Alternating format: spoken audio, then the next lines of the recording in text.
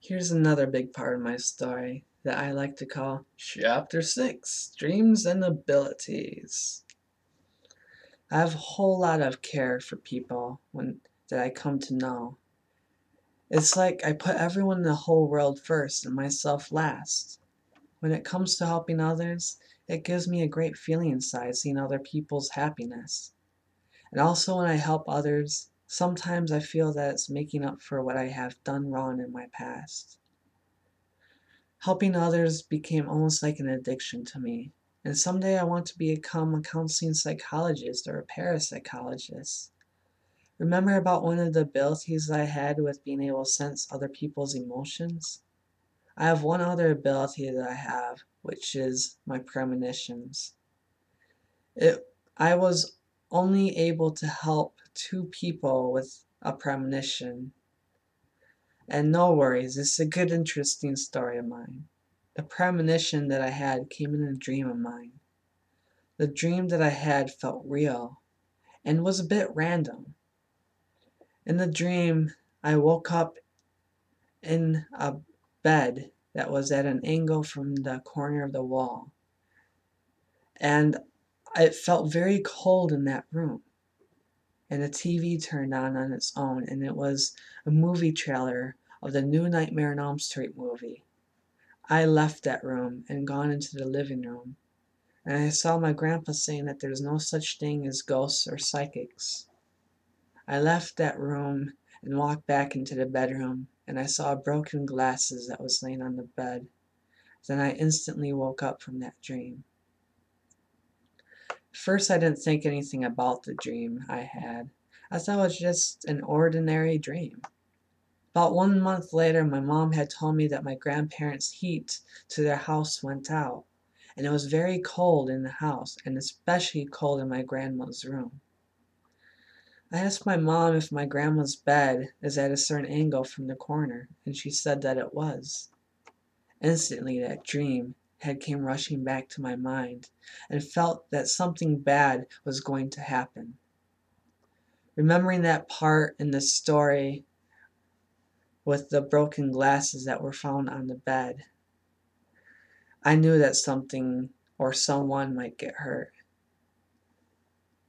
I called up my grandma and told her to be careful, and told her not to watch that movie trailer of the new Nightmare on Elm Street movie.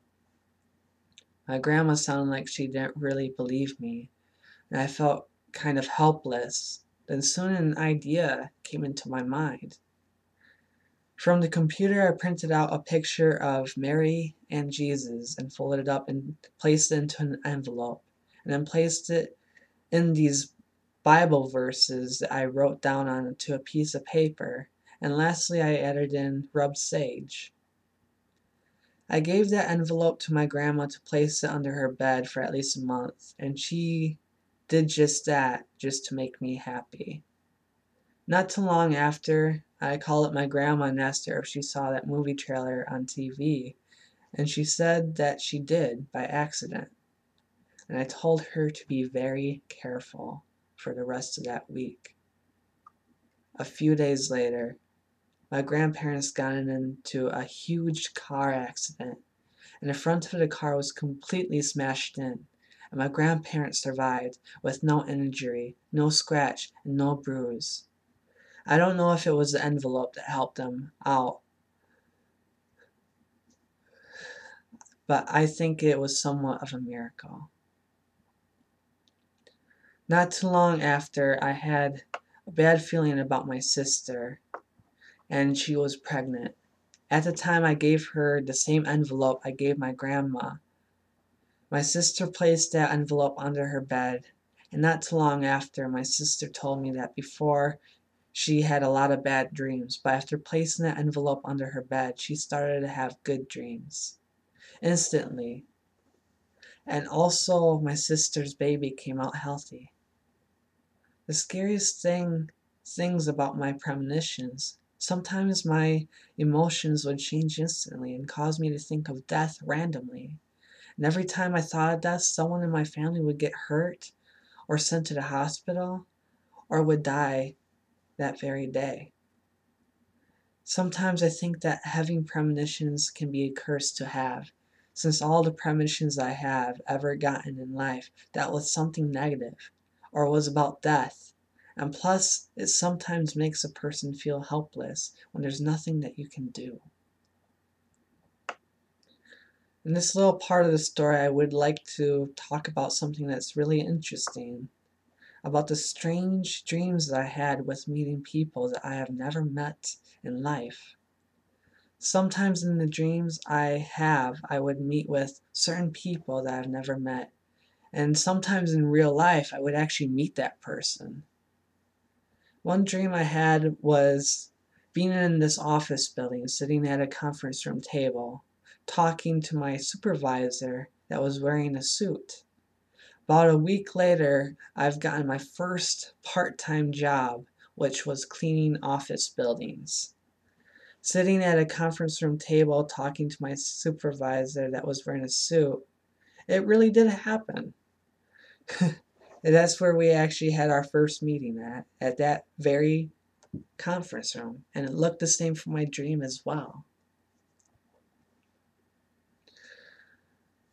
And then I had this other dream where I had met this black African American person that I had dreamt of. He had short, dark hair and was wearing a blue button-up t-shirt and tan shorts. In the dream I had, we were outside in the tropical forest that's near a lake. He told me that he knows how hard life can be for many people, and especially how hard life is for his family. And the biggest thing he told me that I really took to heart was this: with what's been keeping me alive every day in my life is having hope for happiness. Even though finding happiness can be slim, but it's something that I'll never give up on. Those words I have kept in my mind every day of my life. I never would give up on finding my happiness in life. There was this other person in my dream that I have never met, or that I have met, I should say, many times in other dreams. And I had the dream about her ever since I was a kid, and she would always help me with finding good friends to talk to. She always made sure that I was never alone. And me and a lot of other kids in the dream called her the Pumpkin Lady. And the Pumpkin Lady had never had a home, and she was always on the run from the cops because of her helping several people without being qualified as a psychologist. The motivation in her life is to make everyone in the world happy. She didn't care about having a home. She didn't care that she was alone. She didn't care about what the world throws at her. And nothing in the world would ever stop her from helping others. This last dream I want to share is something that really means a lot to me, more than anything. And this dream really pushed and motivated me to help others before it's too late. I had this dream after I helped that person from Ireland from his depression. And the dream I had was about this one young boy that looked like the age of 7 and was named Richard. Richard looked like a normal good kid, and he looked exactly like me from when I was at his age. I had several dreams of Richard, and he was always standing there alone, looking at me and the good friends that I was with. I came over to Richard and talked to him, and we had a lot of good conversation about our lives. And he told me that his family hurts him emotionally, and there's no one that he can talk to about his feelings. And he felt completely alone when without care, and feels cold inside every day. I placed my hand on Richard's shoulders and I told him this: with what helped me survive this life is by having hope for happiness. No matter how slim the chance may be, I'll always keep that hope inside no matter what. I have been where you are. I too was alone. But know this, you are not alone anymore because you always have me as a friend, being there by your side. I soon had a few dreams of spending time with Richard, taking care of him, taking him to the fairs, to the parks, having a good time. Then there was this last and final dream that I had with Richard. And it was a very, very sad dream. And it really made me cry after I woke up from it. In the dream, Richard was going through so much pain from his family, and he couldn't take much more of that pain. With so much pain, the whole living room where Richard was in became very heavy and hard to breathe in. He was going crazy with so much pain inside. It was almost like he became possessed. Richard gathered all the flammable material that he found in the house and brought it all into the living room, along with the matchbox. Richard pulled out 2 matches and lit them, and placed it onto the flammable material. And several minutes later, his whole house was in flames.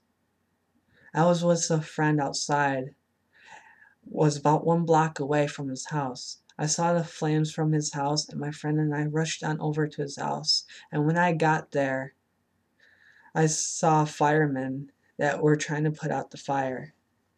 But surprisingly, the water that they were pumping from the hose was not putting out the fire. It was like it was being bounced back as if there was some sort of invisible barrier. And I ran to his house.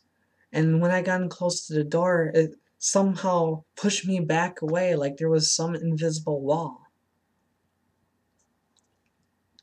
And then I heard screams coming from inside the house, and it was tearing me up inside. I was sitting down on the ground, looking up, and I saw these 2 lit matches that were floating, each one by its side, burning bright red, as if they represented demon eyes staring down at me. And after that dream, I woke up crying and in tears. And yeah, I now have goosebumps from even saying that story, and it still gets me to become teary-eyed from it.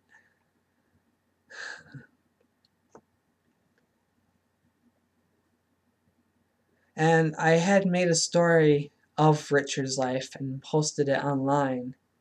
And then soon after posting it, I felt a huge relief that was lifted above. Like as if Richard really wanted me to post that story to help out other people that suffered just like him. Knowing not to give up. Not to die young because you have a whole life ahead of you.